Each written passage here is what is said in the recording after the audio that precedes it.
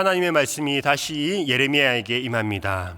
여러분, 하나님께서 예레미야를 택하시고 그를 하나님의 말씀을 전할 선지자로 세우셨습니다. 그런데 그것이 예레미야에게 있어서 마냥 좋은 일만은 아닌 것 같습니다. 왜냐하면 사람들이 예레미야를 인정하지 않았고 또 그의 말을 들으려고 하지 않았기 때문입니다. 하나님의 말씀이 임했지만 그것이 오히려 자신에게는 어떤 힘든 삶이 될 수가 있었기 때문입니다. 사람들이 예레미야의 말을 듣지 않았던 이유 크게 두 가지가 있는데요. 첫 번째는 그의 출신 때문이고 두 번째는 그가 전한 그 말의 내용 때문이었습니다. 예레미야의 출신에 대해서는 예레미야서 1장에 나와 있습니다. 예레미야를 소개하기를 베냐민 땅 아나돗 사람이라고 이야기를 하고 있습니다. 여러분, 이 아나돗이라는 것은요, 이전에 솔로몬 왕 시절에 아비아달이라는 제사장이 유배를 갔던 곳입니다. 솔로몬 왕이 아비아달 제사장을 그 아나돗이라는 곳으로 유배를 보내게 되죠. 이 아비아달인 제사장은 사실은 다윗의 대제사장으로 활동을 했습니다. 그리고 시간이 지나고 다윗이 이제 늙고 왕위를 물려줄 때가 되었을 때에 다윗이 다윗의 아들 중에 아도니아라는 아들과 그리고 솔로몬이 왕권을 두고 서로 경쟁을 하게 됩니다. 다투게 되고 경쟁을 하게 되는데요. 그때 이 아비아달이라는 그 다윗의 제사장은 다윗의 아들 중 아도니아 편에 서서 이 솔로몬과 대적을 하게 됩니다. 그러나 결국 솔로몬이 왕이 되게 되고 솔로몬은 자신과 경쟁했던 아도니아는 죽이고 그 제사장이었던 아비아달은 죽이지는 않고 대신에 아나돗이라는 곳으로 보내게 되는 거죠. 그리고 그 이후에 이 아비아달 제사장의 가문은 완전히 그 유대 종교 사회에서는 비주류로 남게 됩니다. 그 아나돗이라는 지역에 태어난 예레미야가 아비아달의 후손이었고, 그래서 제사장으로 선지자로 주류에 속하지 못하고 사람들에게 인정받지 못하는 그런 출신의 사람이었던 것이죠. 또 하나는 예레미야가 전했던 하나님의 말씀의 그 내용 때문이었는데요. 예레미야가 전한 그 말은 사람들이 원하는 말이 아니었습니다. 오늘 본문에 살펴보실 텐데요. 오늘 본문에도 보면 성전을 향해서 올라오는 유대인들을 향해서 예레미야가 말씀을 전하는데 사람들이 듣기에 좀 껄끄러운 그런 말씀, 기분 나빠하는 그런 말씀을 전합니다. 여러분, 우리가 하나님의 음성을 듣기를 원합니다. 하나님께서 나에게 말씀해 주시고 하나님께서 나에게 어떤 사명을 주시기를 어떻게 살아야 할지 그런 말씀을 허락해 주시면 좋겠다고 생각하는 경우가 많이 있습니다. 그런데 만약에 예레미야처럼 그 하나님의 불편한 말씀이 우리에게 들리면 어떨까? 우리가 과연 순종할 수 있을까라는 그런 생각을 하게 됩니다. 하나님이 예레미야를 택한 것은요, 하나님의 말씀을 그의 입에 주신 이유는 예레미야는 하나님의 말씀을 듣고 그리고 그 들은 말씀을 가감없이 사람들에게 증거했던 순종의 사람이었던 것이죠. 가라는 곳에 갔고 전하라고 하는 하나님의 말씀을 전했습니다. 여러분, 혹시나 우리가 아직 하나님께서 무슨 말씀을 하시는지 모르겠다, 하나님의 말씀이 내 마음 가운데 들리지 않는다, 이것은 어쩌면은 우리가 아직 하나님의 말씀을 온전히 믿음으로 받아들이고 순종할 만한 그런 성숙된 믿음을 가지지 못했기 때문에 하나님께서 조금 기다려주고 계시는 그런 시기가 아닐까라고 생각을 하게 됩니다. 왜냐하면 그런 사람들에게 성급하게 하나님의 말씀이 임하면 그것이 축복의 말씀이 아니라 도리어 시험거리가 될 수 있기 때문이죠. 올여름 국내와 해외 여름 선교를 진행하고 있습니다. 어떤 사람을 하나님께서 원하시겠습니까? 비록 배경이나 어떤 출신이나 그런 외부적인 모습이 좋지 않다고 하더라도 하나님께서 우리 입술에 담겨주신 그 말씀, 그 하나님의 복음을 많은 사람들 앞에서 담대하게 자신의 생각이 아니라 있는 그대로 증거할 수 있는 그런 사람을 하나님께서 원하지 않을까, 그런 생각을 하게 됩니다. 그런 마음으로 이번 여름 선교를 감당하는 우리 모두가 되기를 주님의 이름으로 축원합니다. 오늘 본문에서 그러면 예레미야에게 임하신 하나님의 말씀, 전하라고 하신 그 하나님의 말씀이 어떤 내용인지 한번 살펴보겠습니다.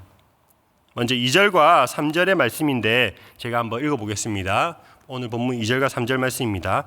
너는 여호와의 집 문에 서서, 이 여호와의 집 문이라는 곳은요, 예루살렘 성전을 뜻하겠죠. 성전의 문 앞에 서서 말씀을 전하라고 합니다.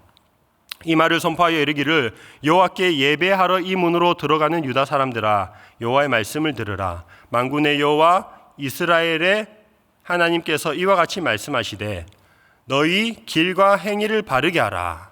그리하면 내가 너희로 이곳에 살게 하리라.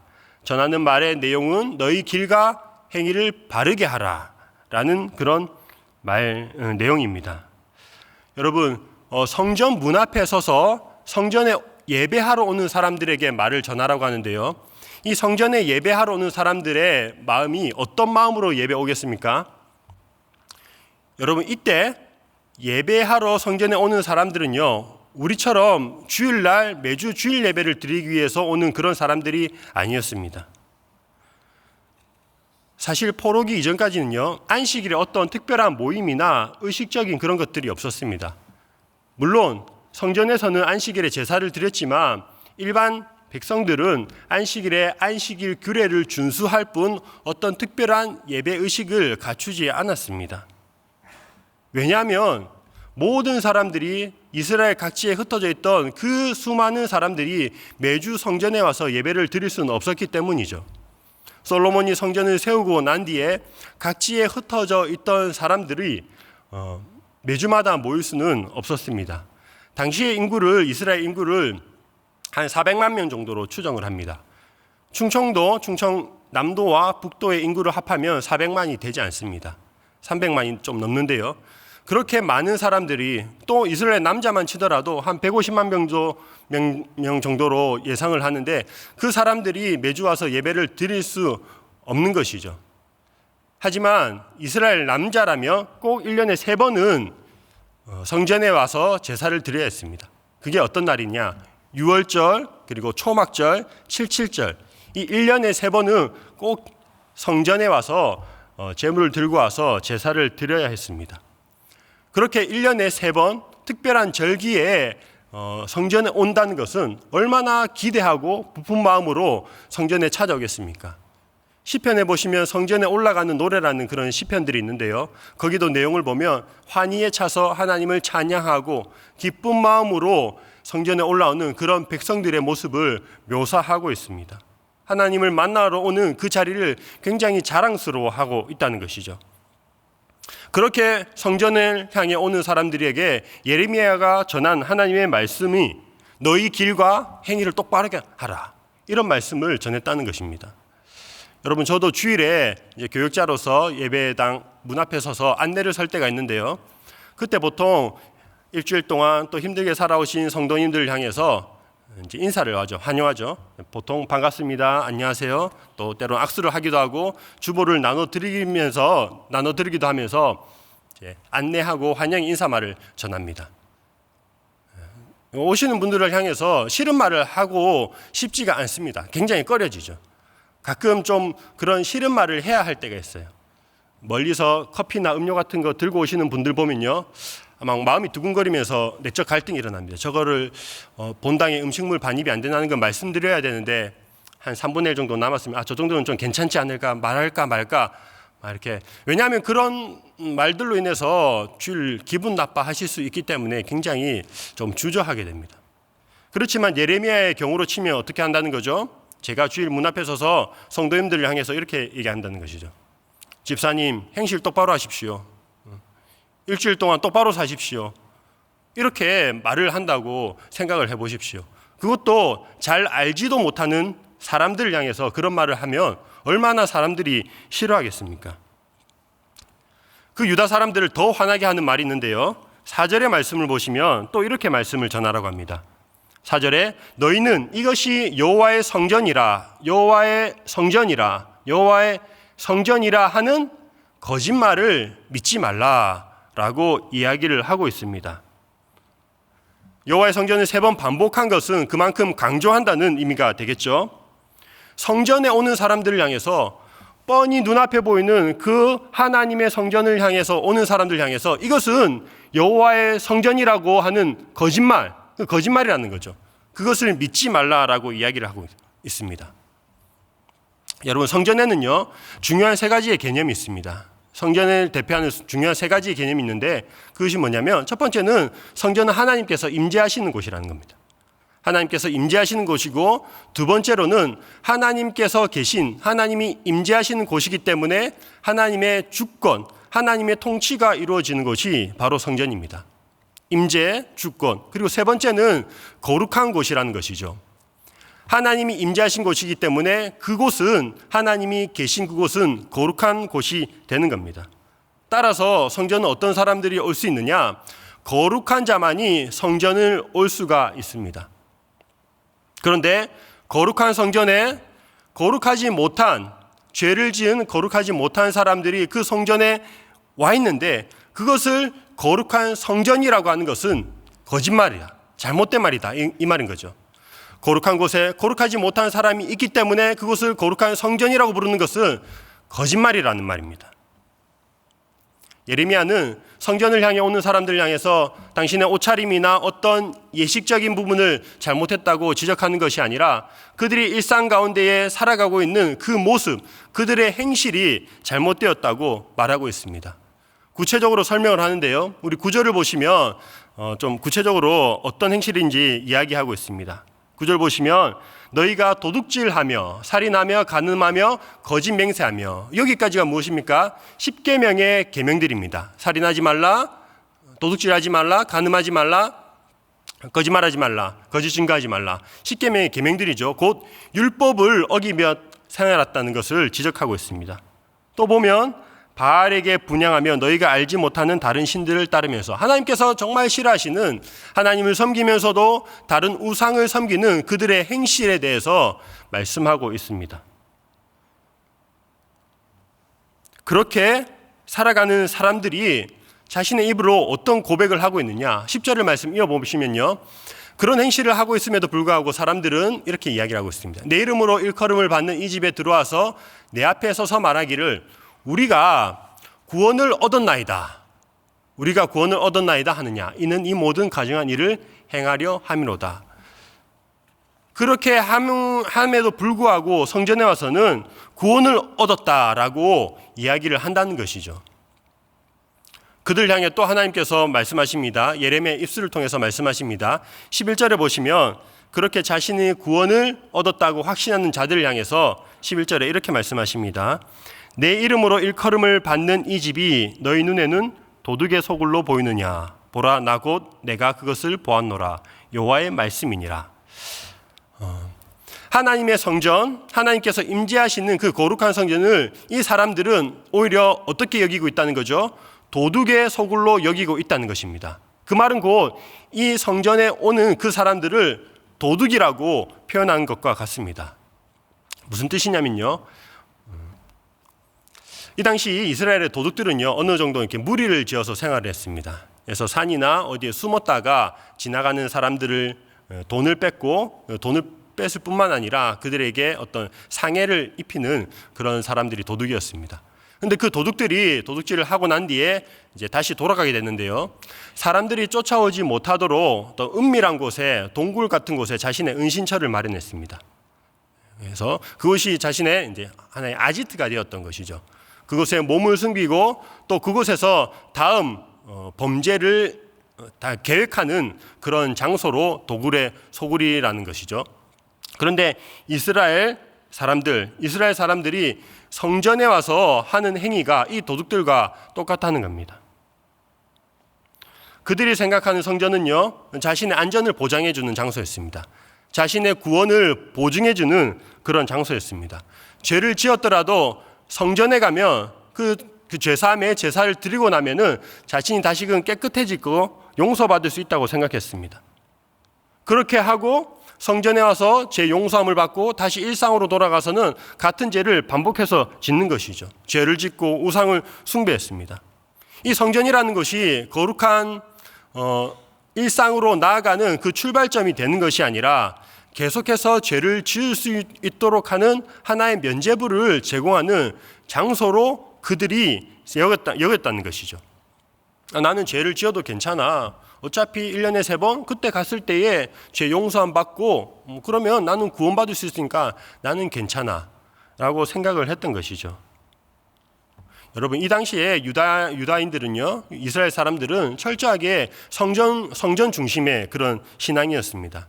성전이 그들의 안식처이고 도피처이고, 그리고 성전이라는 것은 하나님께서 임재하시는 곳이기 때문에, 전지전능하신 하나님께서 임재하시는 곳이기 때문에 결코 그 성전은 파괴되거나 무너지지 않을 것이라고 생각했습니다. 성전이 무너지지 않는다면 자신의 구원도 영원히 보장되는 것이죠. 그런 인식을 갖고 있었습니다. 그런 이스라엘 사람들의 생각을 하나님께서 깨뜨리는 말씀을 하시는데요. 12절의 말씀입니다. 이 성전이 무너질 수 있다라는 그런 충격적인 말씀을 하십니다. 12절의 말씀을 보시면 제가 한번 읽어보겠습니다. 너희는 내가 처음으로 내 이름을 둔 처소 실로에 가서 내 백성 이스라엘의 악에 대하여 내가 어떻게 행하였는지를 보라. 여러분, 여기 보면 실로라는 곳이 나오는데요. 실로라는 곳은 이스라엘 백성들이 애굽에서 나와서 가나안 땅에 들어왔을 때에 가나안 땅 실로라는 곳에 처음으로 성막을 지었습니다. 성막을 짓고 그곳에 법궤를 두게 되죠. 그리고 사람들이 이 실로에 와서 제사를 드렸습니다. 그런데 사무엘상 4장에 보시면 이스라엘과 이 블레셋 간의 전투가 일어나게 됩니다. 전투가 일어나는 가운데에 전투에 불리해지자 이스라엘 사람들이 그 법궤를 가지고 와서 전투에 임하게 됩니다. 그런데 결국 그 전투에서 지게 되죠. 블레셋 사람들은 법궤를 빼앗아 가게 되고, 이제 그 실로에 있는 성막, 법궤가 없는 성막은 더 이상 성막의 역할을 할 수가 없었습니다. 아무 의미가 없어진 거죠. 그리고 그렇게 성막은 사라지게 되었습니다. 그 이후에 그 법궤를 다시 찾아오긴 합니다. 다윗이 그 법궤를 찾아와서 다윗 성에 보관하게 되고, 그 이후 다윗의 아들 솔로몬이 성전을 짓고 그 성전 안에 다시 법궤를 둠으로 인해서 그곳에서 하나님께 예배드리고 하는 그 성전의 역할을 하게 되는 것이죠. 법궤를 빼앗겼던 그 실로가 있었던 시기가 예레미야의 시기로부터 약 400년 전의 일입니다. 400년 전에 이미 하나님께서 한번 그렇게 성막을 무너뜨린 적이 있다. 실로에서 내가 그렇게 행한 적이 있다라고 이야기하는 것입니다. 그 이유가 무엇이냐? 이스라엘의 죄악 때문에 내가 그렇게 했다라고 말씀하시는 것이죠. 사사시대 말기에, 사사시대에서 사무엘 사사시대 말기에 그 죄악된 그런 시대 가운데 하나님께서 스스로 그 성막을 무너뜨리시고 벌하셨던 것을 이야기하는 겁니다.